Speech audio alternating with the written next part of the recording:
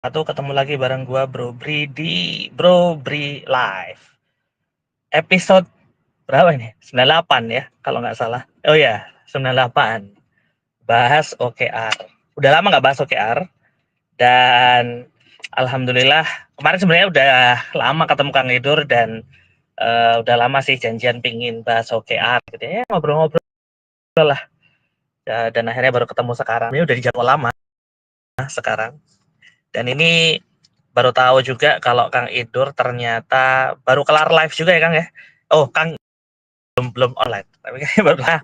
Pertama mohon maaf teman-teman kalau misalnya telat karena em, memang ini ya, jadi lagi traveling tapi ya show must go on. Jadi agak telat live-nya. Nah, Kang Idur udah di sini, kita langsung sapa sama-sama. Assalamualaikum warahmatullahi wabarakatuh. Waalaikumsalam warahmatullahi wabarakatuh. Suaranya kok keluar ke sini ya? Padahal aku udah pakai headset. Oh. Wah, tapi suara aku keluar ya? Ada. Bentar. Ngomong lagi dong kan? Halo? Ya, tes. Cek. Kok kayak kecil banget ya, mana ya? Kecil banget ya? Bentar. Kayaknya aku harus cek dulu. Tadi habis. Ini aman nggak? Coba. Halo? Ya. Tes. Sip. Udah, kedengeran? Sip. Aman. Kedengeran. Soalnya ini biasanya ada ini. Output, input. Ya. Gimana, aman? Suara? Aman. Oke. Oke. Ini ya. Sambil agak turunan gini. Oke. Ini tak pasang di mobil gini ya, gini aja lah. Aduh. Iya, sudah. Agak aneh sebenarnya. Tak pegang gini aja deh. Gini lah. Aku ya jadi aneh. Oh, udah ada yang nonton nih malah. Ya, Kang Idur apa kabar? Sekarang lagi di Bandung. Baik, alhamdulillah. Di Bogor. Aku tinggal di Bogor. Tak kira Bandung, enggak toh? Bogor, bro. Kan waktu itu kita naik kereta bareng ke Bogor. Ya, gua kira ini di Bogor sedang di Bogor aja, maksudnya base-nya Bandung karena panggilannya Kang. Walaupun hidupnya dari Malang. mix blood ya. Kang, makasih banyak waktunya sudah meluangkan waktu. Ini sebelumnya habis siapa sih tadi ada event? Ya, jadi kalau di bulan Ramadan tuh Betrenko Ejal HR sebenarnya, Ejal HR itu bikin acara namanya Glow. Ejal HR atau Betrenko? Ejal HR powered by Betrenko.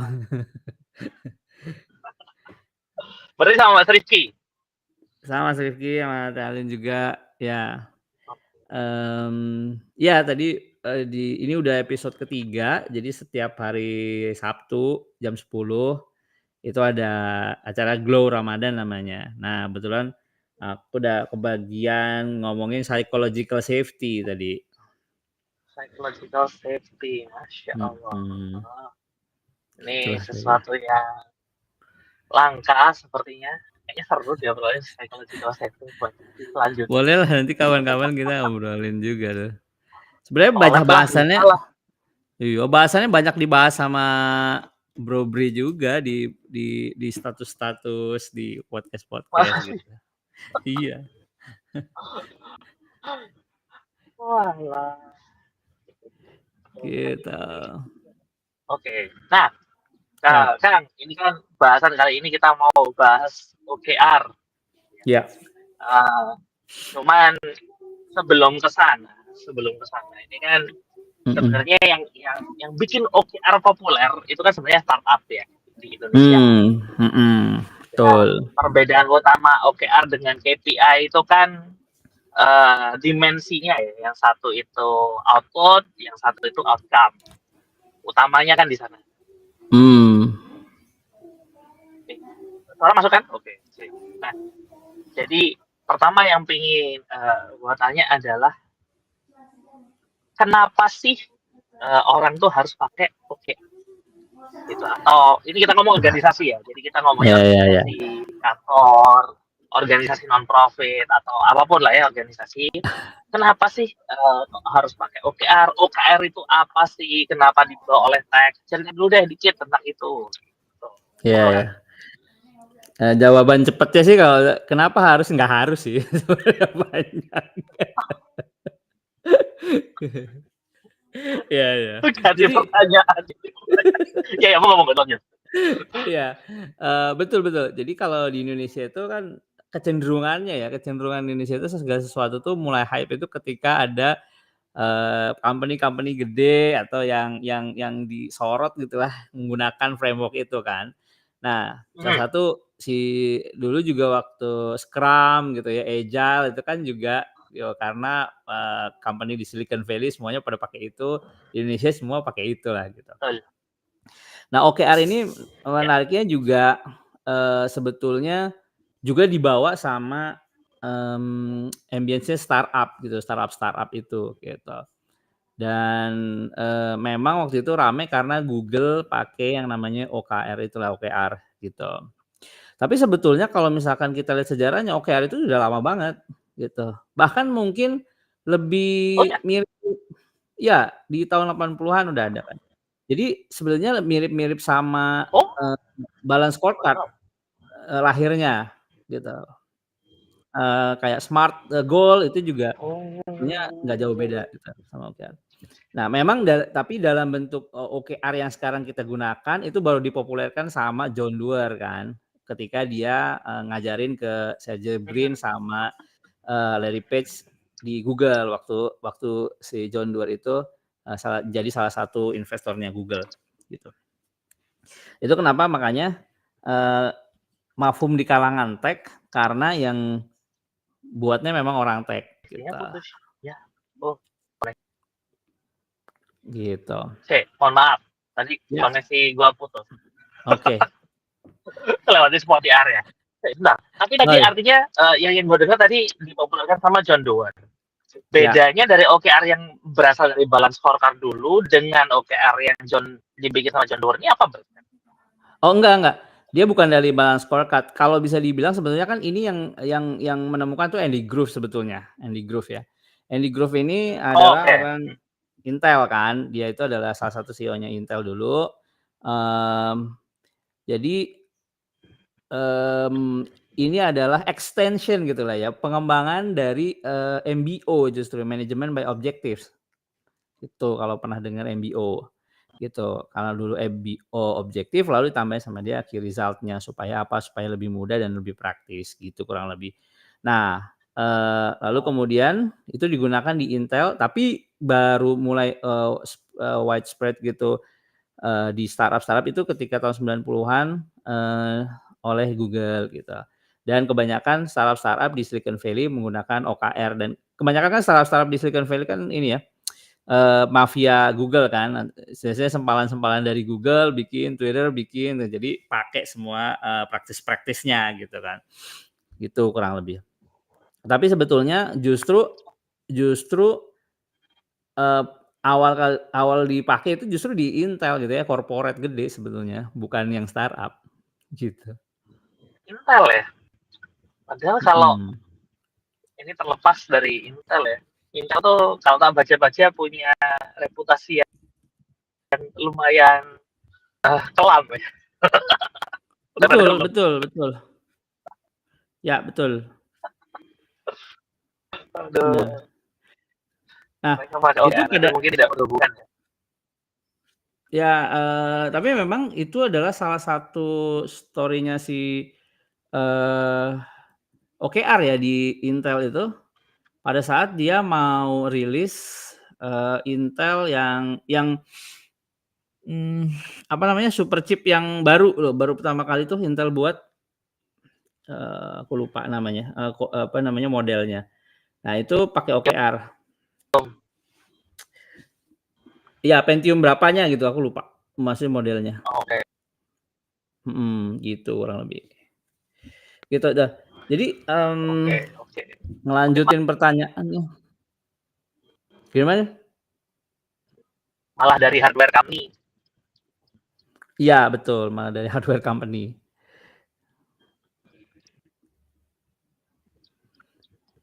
Yes, betul banget.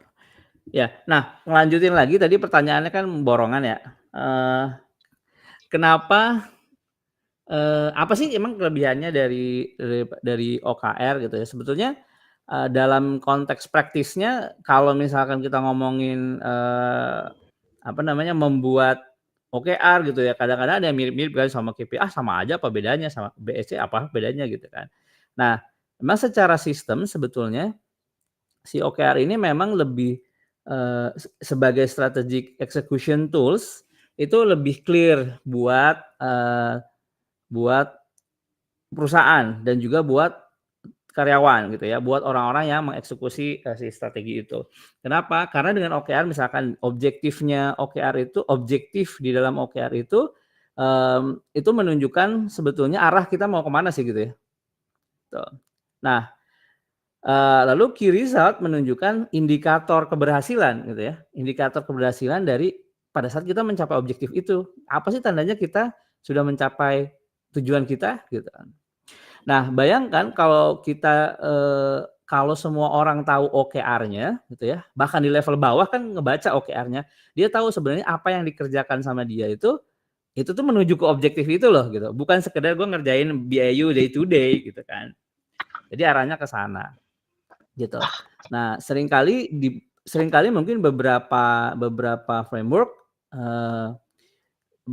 itu kan lebih menekankan pada pekerjaannya gitu ya. Kalau tadi bilang output-nya gitu, lebih ke output-nya. Sehingga sebenarnya kita nggak tahu itu output-nya dikerjain, outcome-nya mau kemana sih gitu. Nah, kurang lebih kayak gitu. Itu salah satunya. Jadi yang pertama itu lebih meningkatkan komitmen karena orang tahu sebetulnya objektifnya mau kemana dan dia mungkin bisa juga jadi punya ide-ide gitu. Oh ternyata kalau misalkan mau ke sana berarti harus ada yang sesuatu yang aku kerjain yang lain nih, nggak cuma ini doang gitu ya. Gitu, bahasa simpelnya sebenarnya gitu ya, kalau misalkan by teori sih ada lah ya gitu ya, pakai, apa istilahnya facts gitu ya, macem-macem gitu. Tapi bahasa simpelnya sebetulnya gitu dan yang banyak dirasakan sama, perusahaan-perusahaan yang udah aku bantuin gitu ya untuk implementasi OKR-nya, oh jadi lebih clear ya gitu, oh teman-teman di bawah juga jadi tahu sebetulnya kita mau ke mananya gitu kan. Lebih kayak gitu sih. Soalnya sebelumnya biasanya kan orang cenderung fokus itu ke tasnya apa gitu kan, jadi apa ya. Ya betul.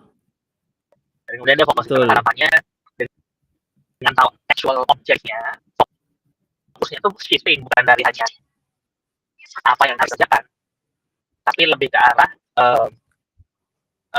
apa yang ingin dicapai mungkin. Betul. Gitu ya, gitu. Betul. Dan gimana cara ukurnya? Betul.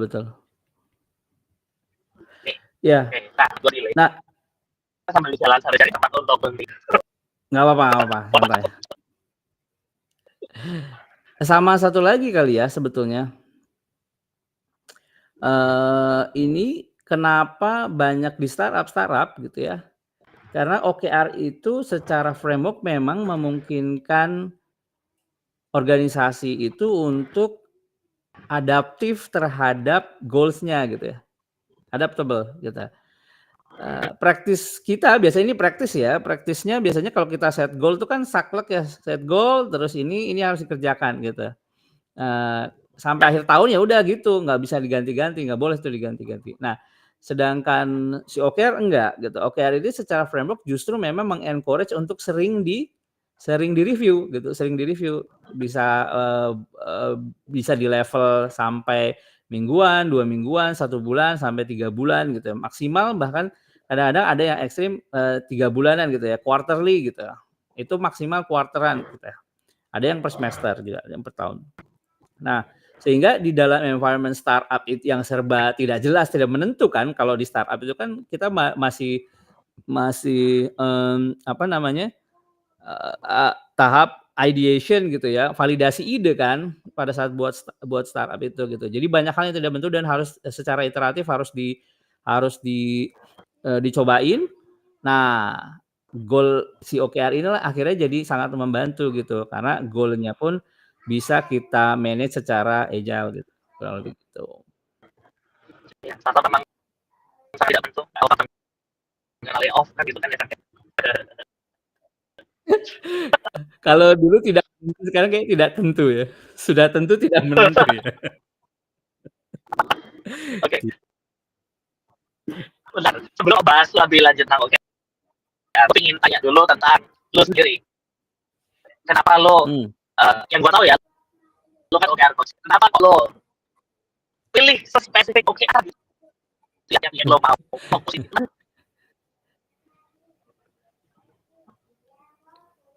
Iya. Jadi dulu awalnya kenal OKR kan karena dulu kan gua Scrum Master. Jadi Scrum Master di tahun 2000, start di 2014-an lah gitu ya, mulai kenal Scrum gitu ya, 2013-2014 kenal Scrum. Nah di Scrum tuh teman-teman lumayan bagus gitu secara community. Kita tuh banyak explore framework, banyak explore approach gitu lah. Nah termasuk salah satunya OKR gitu. Lalu kemudian pas kebetulan di salah satu perusahaan gue dulu di startup namanya Sepulsa, Altera ya. Itu kita mau ngusulin nih para Scrum Master yang di situ, kita pakai OKR yuk gitu kan. Pakai OKR katanya. Oke, terus siapa yang bisa gitu kan? Nggak ada yang bisa sebetulnya gitu kan, harus belajar sendiri gitu. Nah tapi oke ya udah, kalau belum tahu berarti harus tahu dulu gitu kan. Akhirnya gue dikirim lah untuk sertifikasi OKR. Waktu itu masih jarang kan ya, jadi waktu itu sempet ke Malaysia. Di Malaysia adalah itu ada sertifikasi. Nah dari situ kita coba, karena udah sempet awalnya cobain ini bener apa enggak sih gitu kan. Nah akhirnya ambil sertifikasi, lalu mulai tuh explore implementasi OKR lah. Dan setelah jadi Scrum Master tuh kan kemudian gue ditarik jadi HR, jadi People Development Manager gitu. Nah dari situ akhirnya cobalah implementasi, ya agak-agaknya ini kan, agak melintas mulu nih karir. Ya setelah itu coba tuh explore, coba roll out gitu ya, ya inspect and adapt lah gitu kalau bahasa anak startup tuh, inspect and adapt gitu, mana yang oke, mana yang kurang oke, terus apa yang harus di-adjust gitu kurang lebih. Dan enaknya kan di environment startup karena kebanyakan anak tech ya mereka juga terbiasa dengan ketidakpastian gitu kan. Jadi pada saat kita implement juga sorry ya nanti kita improve lagi gitu. Jadi membawa product mindset ke dalam HR lah gitu loh bro, kira-kira. Oke.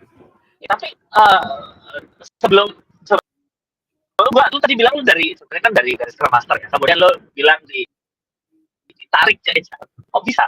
Kenapa? Dan kok mau? Gampang sih sebenarnya nggak ada orang ya. Karena nggak ada orang.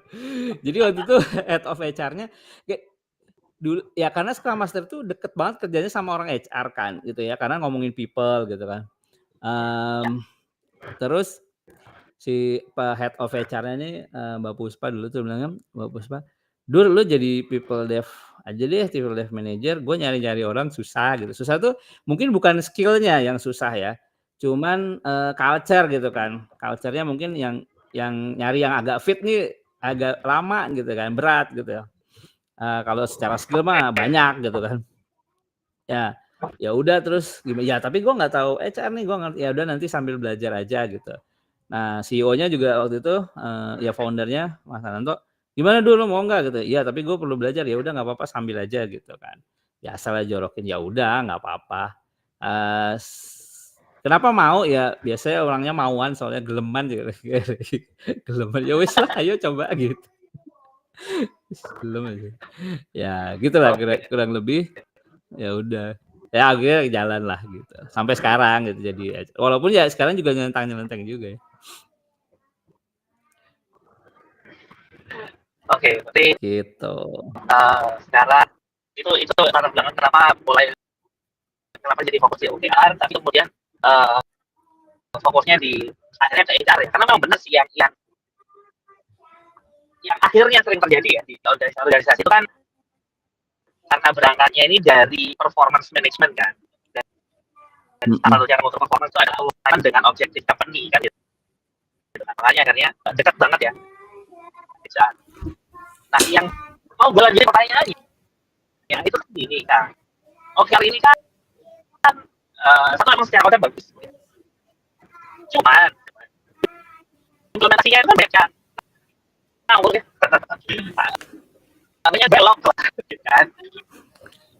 OKR dipakai sebagai target lah, kemudian OKR itu di KPI lah, gitu kan. OKR dijadiin kayak project deliver release, kan apaan kan kayak gitu.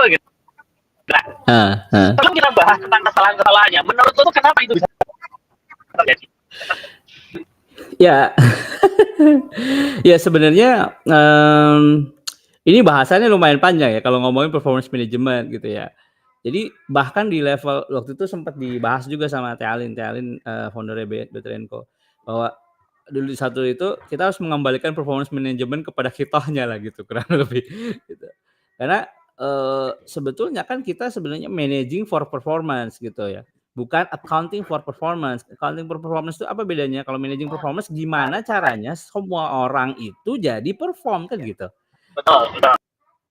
Kalau accounting for performance cuma itu adalah ya nyatetin dan lu bagus, lu bagus enggak, ini bagus nih, yang ini perform, yang ini enggak perform gitu. Nah, walaupun itu bagian dari managing performance, tapi bukan itu intinya kan, gitu. Nah, kebanyakan kita ketika ngomong performance management, ya adalah beberapa yang ketika ngomong performance management adalah performance appraisal, ngitungin itu gitu. Padahal enggak, jadi pemahaman tentang performance manajemennya cuma itu aja gitu. Gimana bagi-bagi bonus gitu kan intinya gitu kan. Walaupun ya itu bagian dari performance management gitu. Nah, ketika kita ngomongin si OKR dibagi jadi apa namanya, jadi buat target tadi kayak KPI lah, buat ini dan sebagainya, boleh bisa nggak ya bisa-bisa aja gitu. Tapi akhirnya tujuan kita menggunakan OKR tuh jadi percuma gitu kan. Kan tadi kita ngomong ketika kita mau kenapa sih kita pakai OKR ya supaya nge-boost creativity, inovasi, orang tuh agile gitu kan. Dengan pakai OKR. Kenapa? Karena target atau goal-nya juga agile, lo harus adjust, melakukan iterasi, feedback culture-nya bagus gitu kan. Nah, ketika misalkan bayangin OKR-nya udah bagus, kita iterasi gitu ya, semua berinovasi. Lalu kemudian, tapi kalau lo nggak achieve, lo nggak dapat bonus ya. Kan oksimoronik kan gitu ya kan, kayak berkebalikan gitu. Ya boleh lo set yang paling tinggi, nggak apa-apa, yang inovatif gitu kan. Tapi lo kalau nggak achieve, tapi nggak dapat ya nilainya jelek ya gitu. Kan oksimoron ya, orang nggak jadi gitu kan. Nah, ya kurang lebih kayak gitu. Jadi aku bilang bisa nggak ya bisa aja, tapi ya gitu. Jadi sayang kan buat apa pakai OKR, biasa aja pakai KPI aja gitu. Dan maksud gue juga kayak gitu tuh bukan hal yang salah juga ya kalau mau menetapin. Kalau tugas apa misalkan mau pakai KPI mau apa boleh-boleh aja gitu. Dan pakai bonus misal apa namanya reward and punishment. Lo kalau mencapai ini dapat segini, kalau enggak dikurangin ya nggak apa-apa, boleh-boleh aja. Cuman akhirnya tools-tools ini kan digunakan untuk tujuan tertentu ya. Kalau misalkan emang tujuannya mau creativity, berarti ya lo pakai OKR. Kalau mau nge-push orang dengan cara itu tadi, misalkan reward and punishment, lah mungkin pakai metode yang lain gitu ya. Pakai dan bisa di-combine gitu. Maksud gue bisa di-combine. Nah, mungkin nanti kita bahasannya agak advance itu lah ya. Bisa di-combine gitu. Nah, jadi jangan di-replace gitu. Kurang lebih gitu sih. Nah, itu kesalahan-kesalahan. Akhirnya, silakan. Ya, jadi akhirnya mungkin kesalahan lainnya adalah akhirnya orang-orang itu membuat OKR-nya sandbagging. Sandbagging itu ya udah netapin target tapi yang udah pasti achieve aja gitu kan. Ya udah pasti achieve aja, ngapain orang nanti gue nggak dapat bonus gitu kan, gitu kurang lebih. Akhirnya sandbagging gitu. Terus juga nggak align dengan strategi company mau kemana, OKR-nya mana gitu, jadi nggak nyambung gitu. Bikin OKR udah bener sih, OKR-nya objektif itu apa, key result, angka gitu kan, udah bener sih secara teknis. Tapi ini nggak nyambung sama tujuan company-nya. Jadi ini mah OKR mah achieve, company mah kemana gitu kan, company mah nyungsruk gitu. OKR mah achieve semua 100, 100, 100, 120 gitu. Ya, itu tuh banyak. Itu yang kejadian kalau aku alamin sendiri ya. Jadi ada beberapa lah yang kayak gitu. Kalau teknis-teknis mah mungkin banyak lah ya. Kalau kesalahan itu biasa, misalkan OKR-nya kurang pas, ininya KR-nya nggak ada angkanya, itu mah yang standar-standar. Tapi yang paling fatal sih sebenarnya itu sih, nggak align sama miskonsepsi tentang si OKR-nya gitu. Ya, yang tadi itu benar banget ya. Jadi akhirnya yang terjadi adalah pakai OKR. Akhirnya semua departemen itu OKR, harus ada OKR-nya. OKR-nya kabur, yang bilang tadi goal-nya apa, daftarnya misalnya daftar gitu ya, atau kalau misalnya ini overall itu mau kemana, karena ternyata yang tidak semuanya nyambung kan gitu. Terus apa ini kayak gitu kan. Jadi formnya itu diri sama, tapi ternyata ya tidak mencapai tujuan utama yang diharapkan gitu kan. Betul. Satu pengalaman ya, betul gua ngerasain sendiri itu adalah yang bilang tadi. Jadi dan ini banyak company kayak gini kejadiannya. Orang disuruh setting goal yang shoot for the stars gitu ya. Jadi kayak target harus berani mas, nggak boleh lo target dikit-dikit. Performance nilainya dari yang itu kan kapan? Iya betul. Udah sampai titiknya akhirnya gue nggak peduli. Iya. Gue mau kasih gue target, boleh, gue nggak peduli sama performance gue.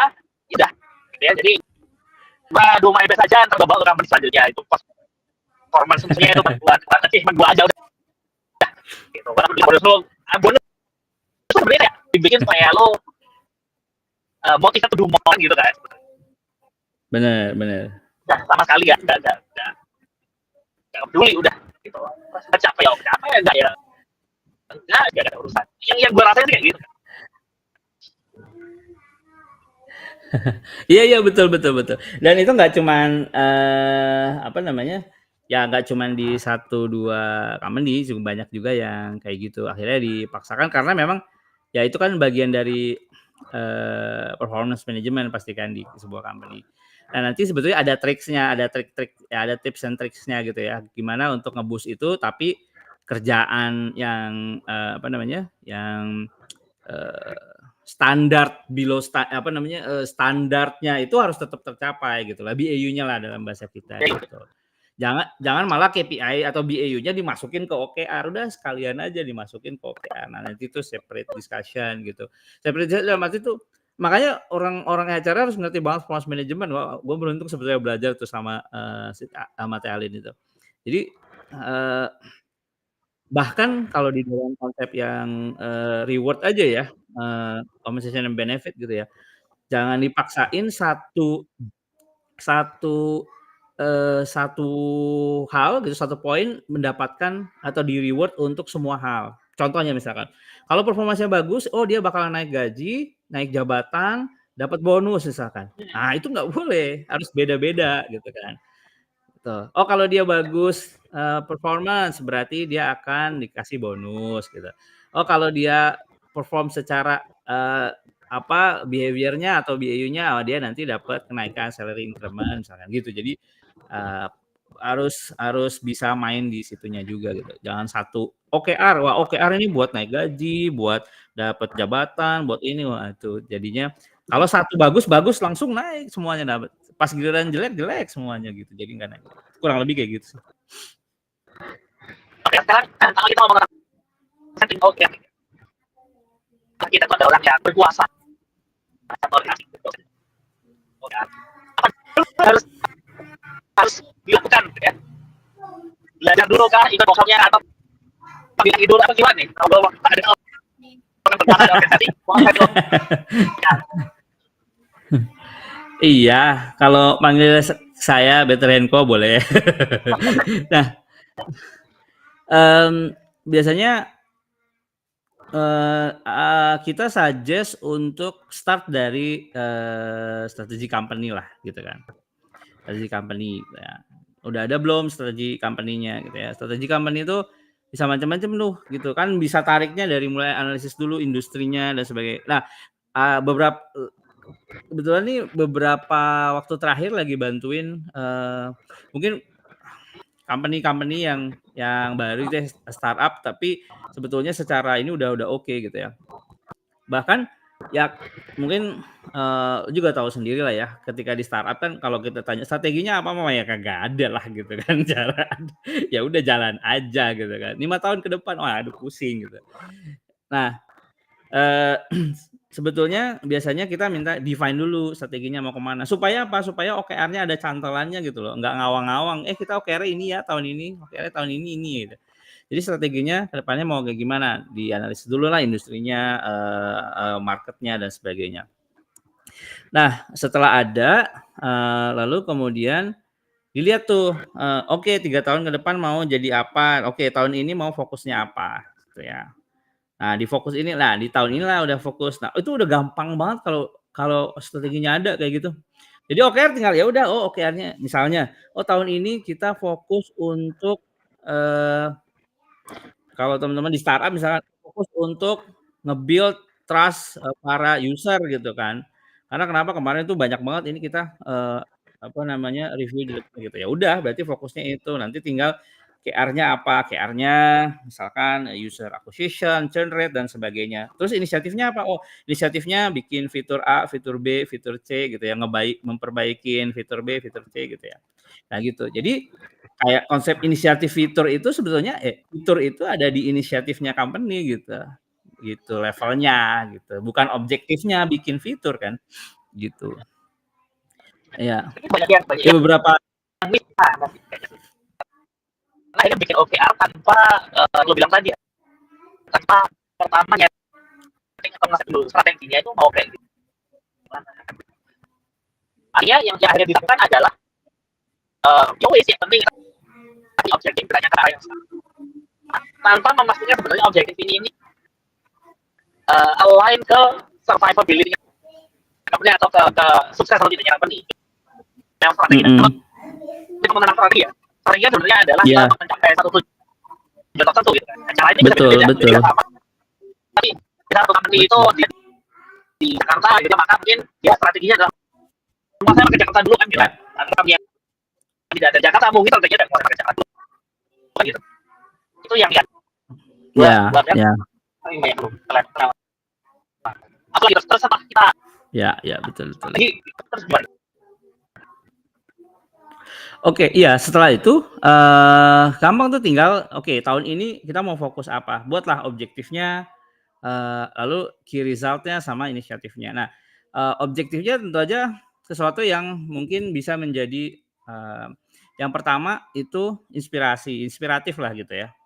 Nah ini terlepas dari nanti penulisannya gitu ya, wording-nya, semantik ya, identitas dari semantik.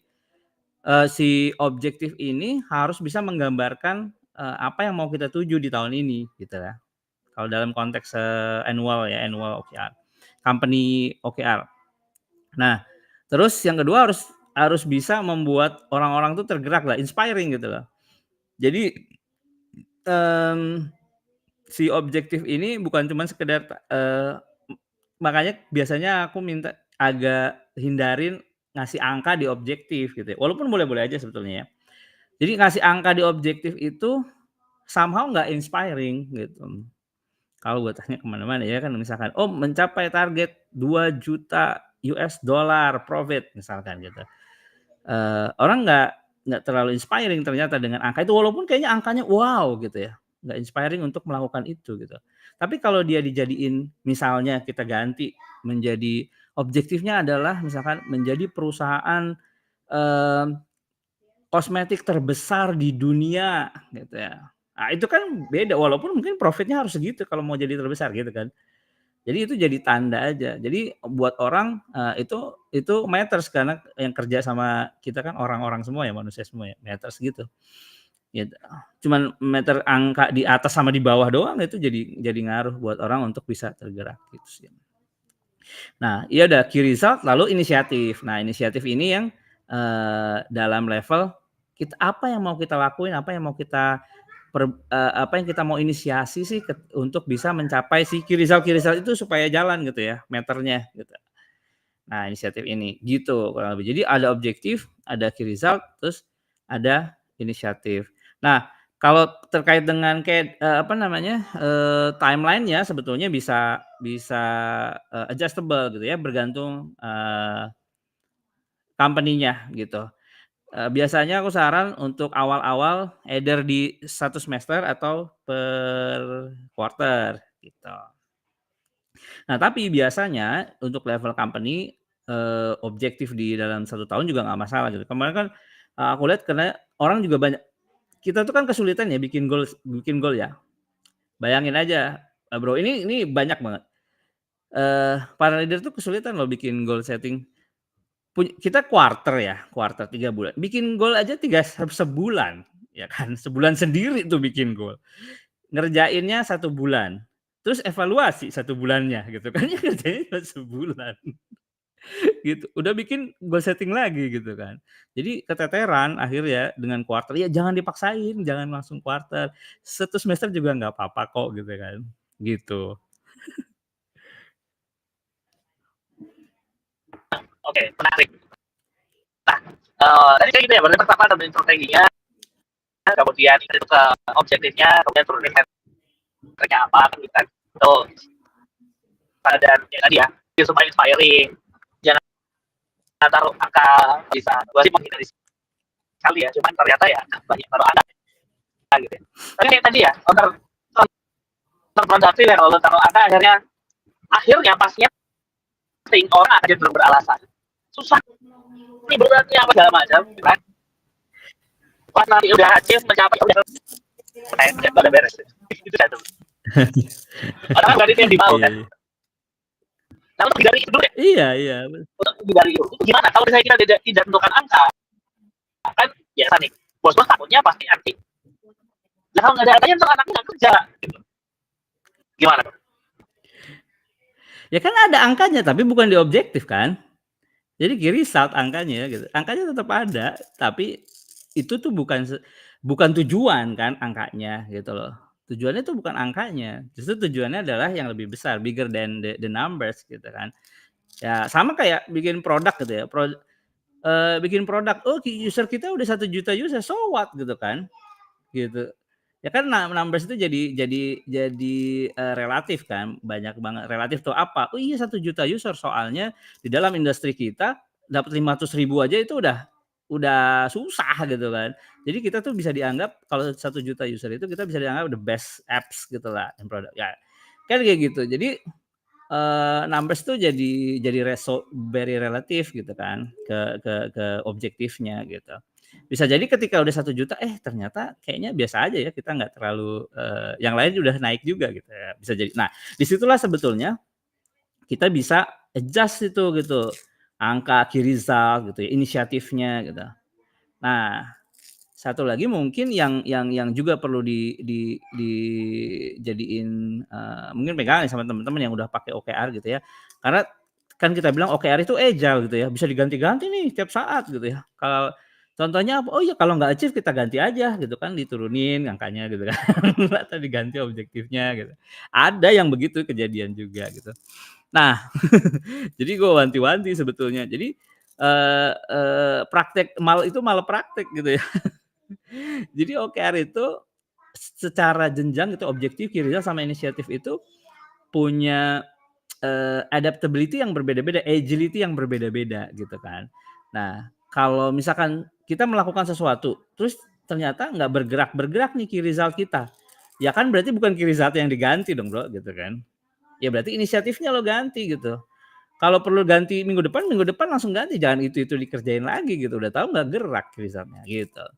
Nah setelah udah nggak gerak dan sebagainya, udah semuanya jangan-jangan key result kita salah nih.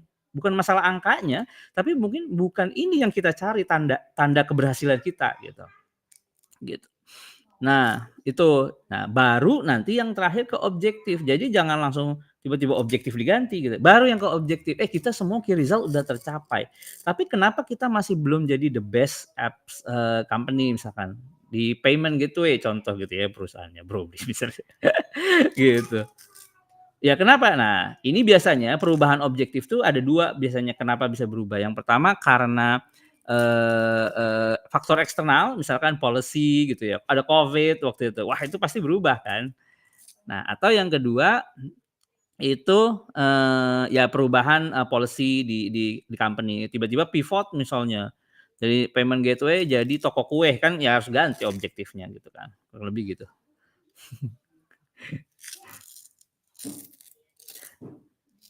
Ya, oke. Nah, berarti memang objektif, result, dan initiative itu memang punya agility yang beda-beda ya. Nggak bisa mentang-mentang ini agile mindset-nya, maka objektifnya agile juga gitu ya. Dan tadi make sense. Terkadang dia ada banyak cara yang salah untuk menentukan dan kemudian gimana ya, itu juga temuin ya. Intinya founder tuh bikin timnya itu inilah apa namanya ngejar gitu ya untuk benar-benar founder atau top management lah, gimana caranya dia mencapai target, gimana caranya dia benar-benar extra mile kan gitu kan, dituangkan di sekian soalnya pas nanti nggak achieve gitu ya, tapi ntar pas waktunya cycle-nya PA ada dipakai jadi target udah nggak muncul lagi dari sana, kan muncul lagi pasnya lagi. Iya. Banyak nih kayak gini nih. Nah, terus ada lagi nih yang balik yang kedua sendiri mas, yang terjadi adalah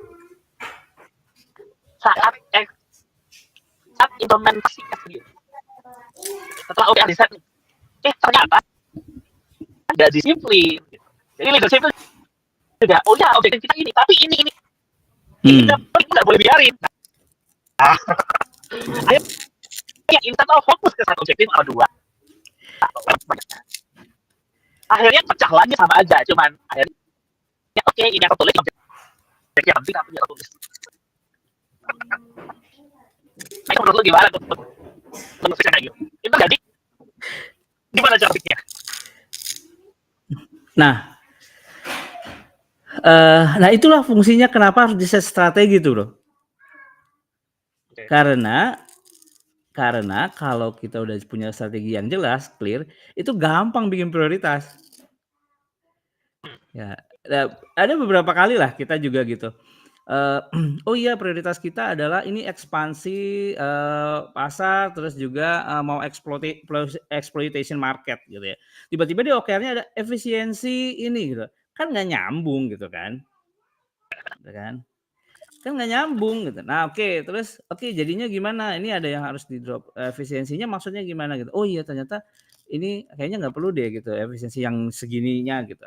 Jadi di deprioritizing gitu. Jadi mungkin lebih ke mana gitu. Jadi nah itu salah satu fungsinya kenapa strateginya harus clear, arahan growth apa namanya line horizon growth horizonnya jelas, itu akan memudahkan untuk prioritizing. Kalau enggak memang semuanya mau. Ya namanya founder ya semuanya mau lah gitu kan. Namanya leader tuh semuanya mau pasti gitu. Gitu. Karena kalau kata salah satu pengusaha gitu, kalau pengusaha mah nggak takut apa namanya, dia mah takut rugi bukan nggak takut salah gitu. Tapi kalau karyawan kan takut salah nggak takut rugi gitu kan. Itu bedanya. Iya gitu, makanya mindset-nya beda harus di-set tuh gitu. Harus di-set yang benar, orang HR nge-set performance management tuh harus perspektifnya beda-beda kan. Kalau buat itu gitu. Iya. Nah, ini ada satu lagi yang menarik gitu ya. Cuma membahas tentang itu gitu ya. Jadi saat kita itu melihat hal yang berbeda dan hal yang penting buat kita berbeda, sering banyak yang lupa bahwa kalau lu minta orang itu untuk ngerjain A, bukan berarti tiba-tiba dia ngerjain yang tadi ngerjainnya B terus B plus A kan gitu. Tapi B minus waktu untuk ngerjain A plus A kan gitu kan sebenarnya. itu yang sering banyak nggak disadari kan gitu kan. Apalagi leader-leader yang masih Iya. cenderung apa ya, green lah gitu ya, yang kurang menyadari bahwa orang-orang itu sebenarnya punya priority sendiri dalam hidupnya. Ada yang priority-nya grow, ada yang priority memang all in kerja gitu ya, ada yang nggak ke sana juga kan gitu. Nah, Ya. apakah sebenarnya OKR itu bisa bantu kayak ginian nggak sih?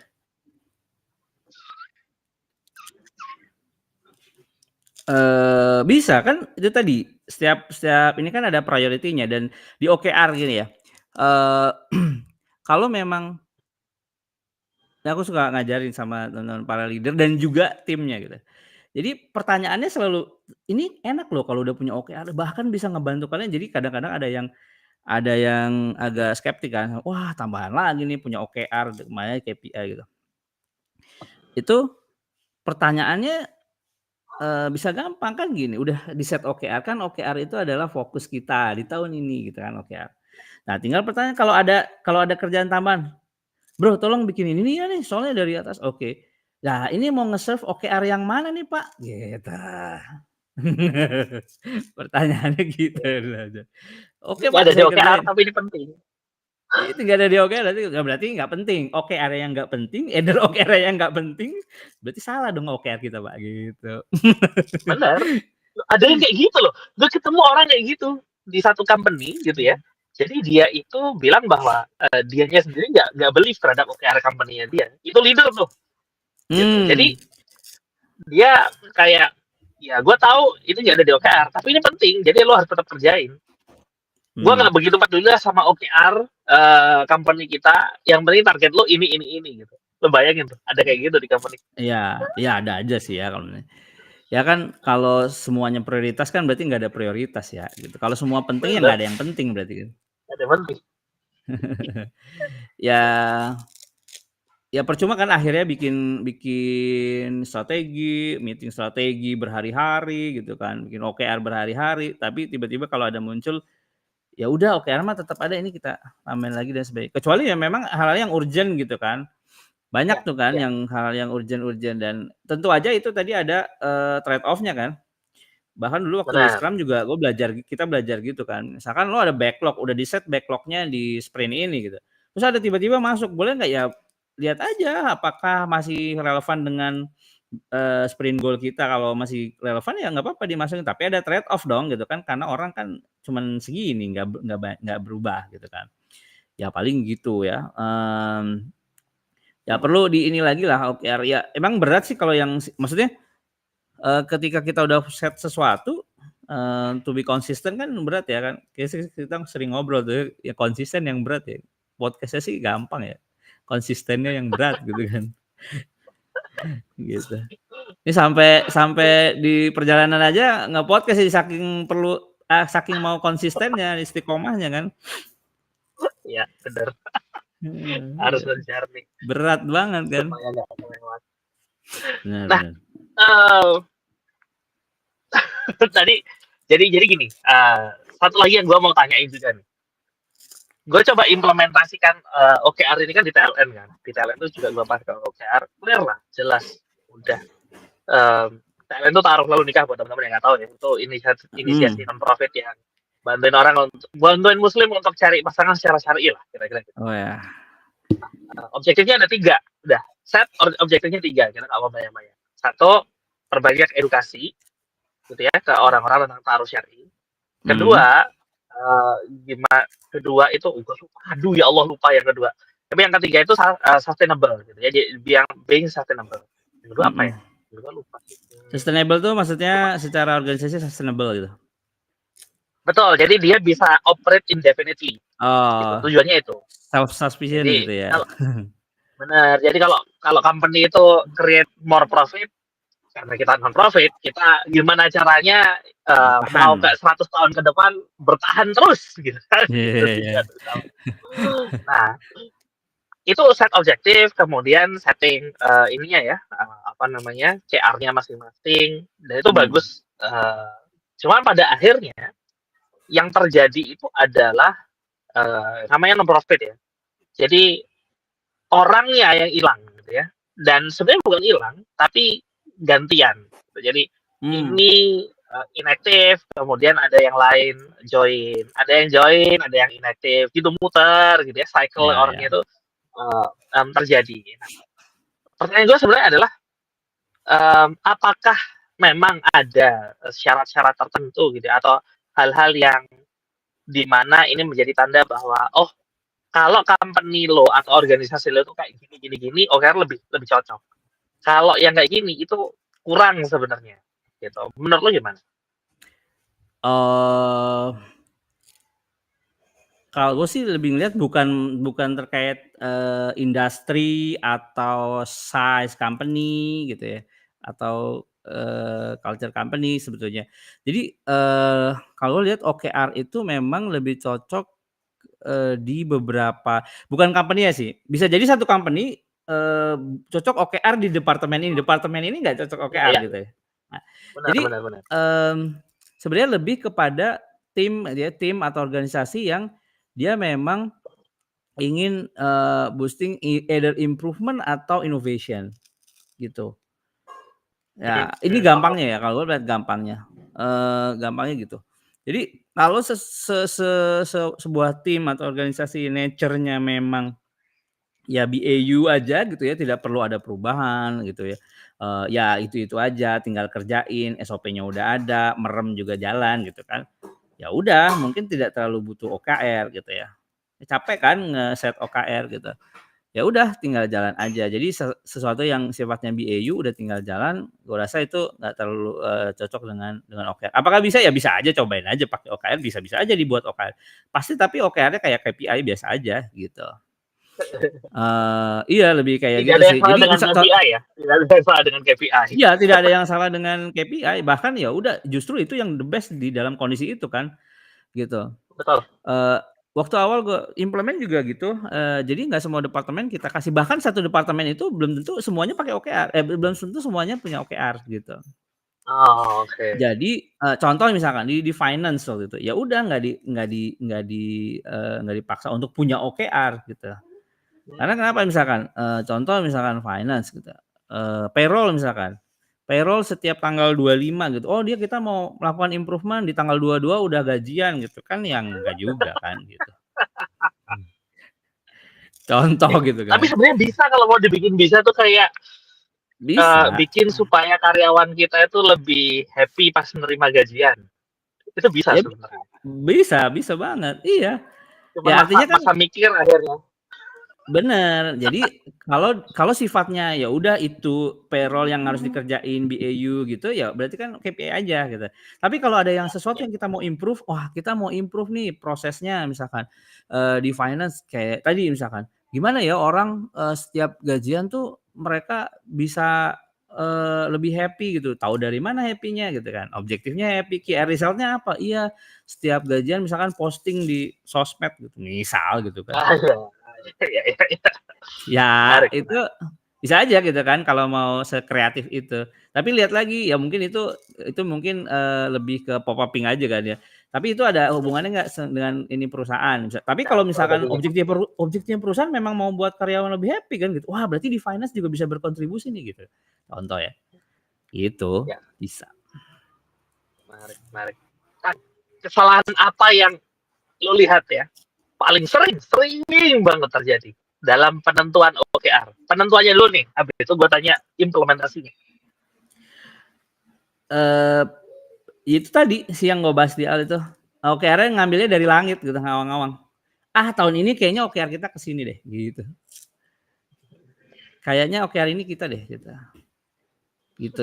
Itu yang, cukup, apa namanya, cukup sering gitu sih kelihatan gitu. Gitu. Dia kadang-kadang ada yang punya strategi mah ada, tapi OKR mah kemana gitu. Jadi kayak, gitu. Mesano bukan Maresano gitu. Gua ke sana, lu ke sono gitu. Jadi kayak nggak nyambung ini strategi sama OKR gitu. Gitu. Oke, kalau Gitu. implementasinya gimana? Kesalahan sering. Implementasinya kalau menurut gua sih, ini, mungkin bukan kesalahan tapi termasuk, terburu-buru. Karena gue yakin there is no one size fit for all. Maksudnya OKR, misalkan OKR di Better & Co sama OKR-nya di Flip tuh mungkin nggak mungkin sama gitu cara implementasinya gitu. Karena orangnya beda gitu kan. Bisa jadi ada yang harus di-tweak gitu. Nah, proses belajar kita iterasi untuk bisa ngedevelop itu tuh sebetulnya yang kadang-kadang orang tuh nggak sabaran gitu ya. Jadi langsung mau roll out. Ya udah baru sekali roll out semua harus punya OKR sampai OKR individu. Wah, pusing semua jadinya. Mabok. Ya semua mabok, yang bikin mabok, terus yang nge-roll out juga mabok gitu kan. Gitu. Dan orang belum yang lainnya juga mabok nanti. Engineer, ya, manajernya mabok juga. Ya orang belum tentu tahu OKR kan gitu. OKR itu maksudnya buat apa sih? Tahu disuruh buat gitu. Itu mungkin bukan kesalahan tapi kayak lebih kayak perlu kesabaran sebetulnya untuk bisa nge-roll out si OKR ini. Karena ada cerita menarik. Ini salah satu mentor gue di luar ya. Jadi dia itu pegang Colgate. Oke. Nah, Colgate itu waktu yang itu pasta gigit bukan? betul, yang pasta gigit. Oke. Dia mau implementasi OKR gitu. Ditanyakan background-nya, kenapa mau implementasi OKR? Nggak apa-apa, pengen aja cobain gitu. Jadi there's no tidak ada alasan khusus waktu itu. Oke. Udah habis itu implement. Wah, kan karena pakai OKR semua tahu kan objektifnya key result company gitu ya, transparan gitu kan. Jadi setiap meeting BOD itu dibahas OKR-nya gitu. Karena kan tadi OKR ini adalah priority company. Berarti kan harus dibahas. Namanya priority kan harus dibahas terus kan. Bahas. Akhirnya dia cerita, oh baru tahu gue ternyata gitu.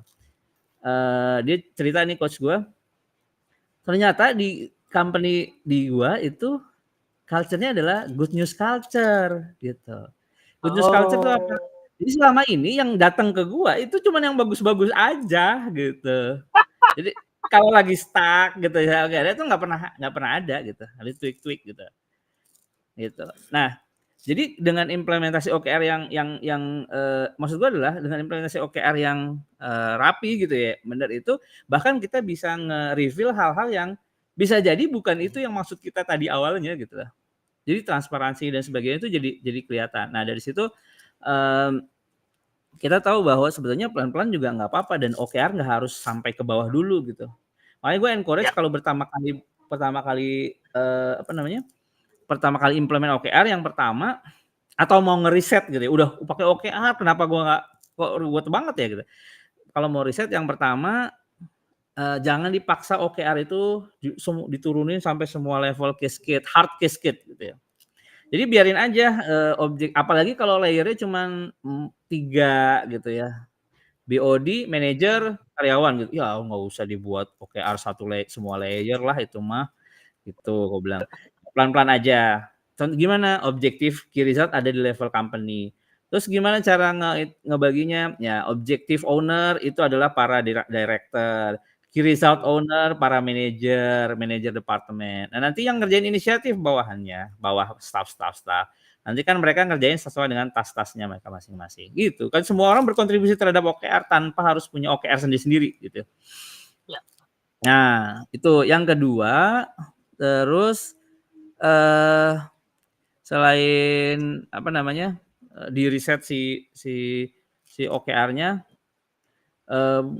dilihat kebutuhan cadence-nya pada saat implementasi gitu. Jadi ada orang yang bisa setting goal itu cepat, ada yang nggak bisa, ada yang lama gitu. Rata-rata sih lama ya setting goal. Ada yang goal 2025 baru keluar di Maret 2025 kan ada juga gitu kan. Biasanya gitu. Kayak gua barusan. Iya, ya gitu ya. Karena gimana lo nentuin goal harus mikir kan bisa dicapai nggak ya, kalau nggak kecapai ntar skor gua gimana, akhirnya kesana. Ya, gitu. Ya jadi intinya sih kayak gitu. Jadi menurut gua perlu roll out-nya itu pelan-pelan dan perlu kesabaran dan harus punya sense of learning sebetulnya ya, continuous improvement-nya itu sih yang paling penting. Kang, pertanyaan terakhir, kalau lo bisa kembali ke masa lalu gitu ya, kemudian kasih saran ke whoever in charge di company lo yang nentuin OKR gitu ya, atau orang yang lo advice, itu apa sih yang bakal lo kasih tahu ke mereka dengan apa yang lo Eh, tahu saat ini gitu ya dibandingkan dulu. iya, kalau dulu tuh mungkin karena nggak ada aksesnya ya. Nggak ada akses tuh dalam arti ya, eee, jadi gue pengen misalkan sekarang kan karena udah orang luar bisa jadi anggap coach mungkin udah dianggap lah gitu obrolannya gitu kan. Akhirnya, "Pak, start-nya kita harus mulai dari strategi dulu, bikin strategi yang clear, yang jelas," gitu kan. Bisa, per 3 tahun, jadi roll out planning gitu ya bahasanya. Gue baru dapat ilmunya kan ke sini-sini gitu ya. Roll out planning, jadi 3 tahun tapi setiap tahun kita, review gitu. Hmm. Itu, planning-nya ke mana dulu, baru nanti kita tentuin OKR-nya gitu kan. Itu, yang pertama. Yang kedua, jangan buru-buru semuanya harus punya OKR sampai level individual. Di company dulu aja. Jadi para departemen ini nanti fokus di KR, head dev-nya, nanti para, staff-nya udah fokus di inisiatif-inisiatifnya gitu, gitu. Nanti bagi bonusnya gimana? Gampang, nanti bagi bonus ya yang lain lagi lah gitu bahasanya gitu ya. Eee Itu sih, jadi mungkin perlu, gue bakalan nasehatin gitu sih. Atau mungkin ke diri gue sendiri ya, karena waktu itu yang implementasi kan gue ya, gitu kan. "Dur, kalau implementasi, "Dur, jangan buru-buru, lo harus ini dulu, lihat dulu," gitu. Lihat dulu bener apa enggak, terus ini, ngajarin para leader-nya untuk bisa, jadi si OKR coach guidance-nya gitu. Karena dulu sering banget gue juga yang turun gitu kan ke timnya gitu ya, tolong dong bantuin gitu bikinin OKR, ya kan gue nggak tahu gitu kan lu mau kemana gitu, kenapa gue yang bantuin buat OKR gitu kan. Jadi missing konteks aja takutnya gitu sih kurang lebih gitu bro. Siap. Kang, jangan bosan ya kalau di-invite lagi untuk Ayo podcast ayo yang lain. seru-seru kita Mungkin ngobrol-ngobrol lagi, nanti gantian gue mungkin yang harus invite lo ke podcast gue. siap. Mungkin kita, gue pengen jual dagang kalau nih ada produk AI buat HR harusnya yang cocok dipakai nih. Ayo dong.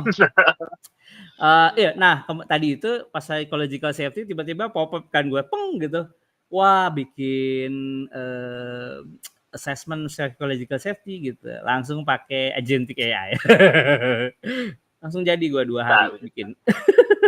Wah mantap. Terus Tapi gimana? Ada yang pakai?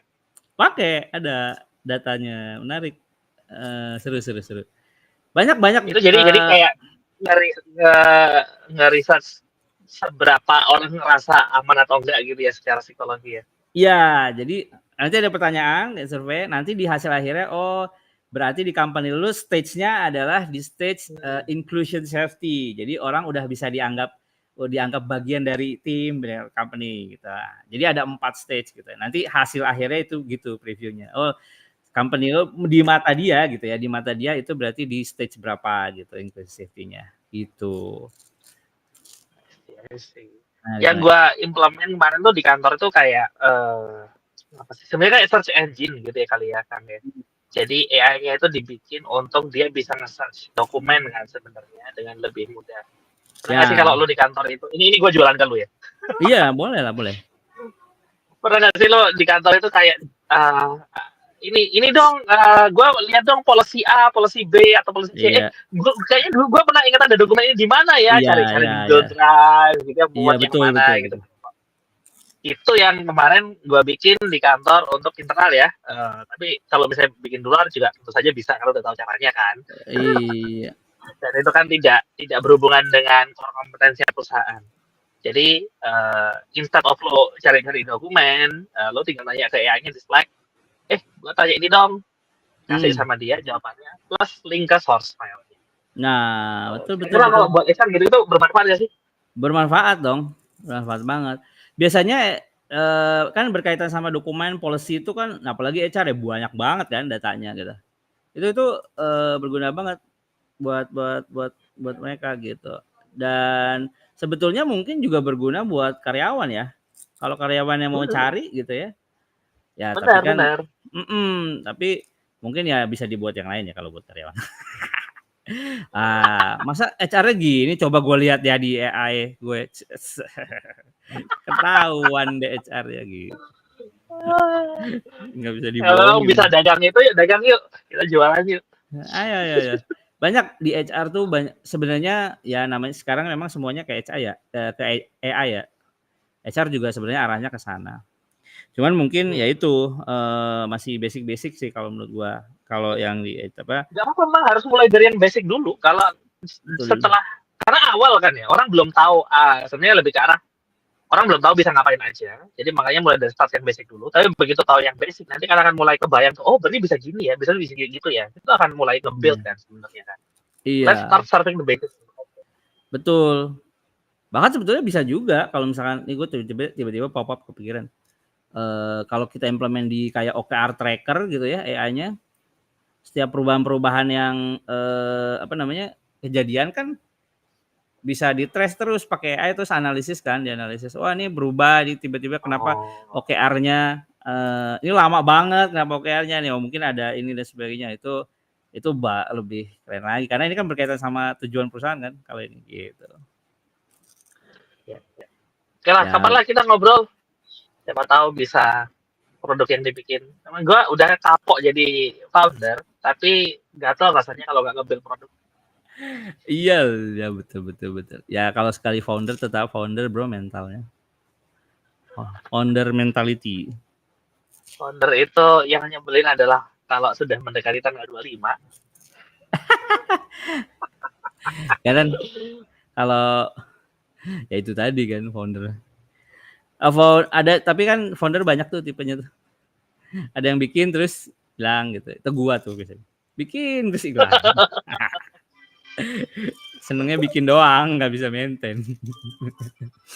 Ada. Gitu. Bentar. Oh, ramen.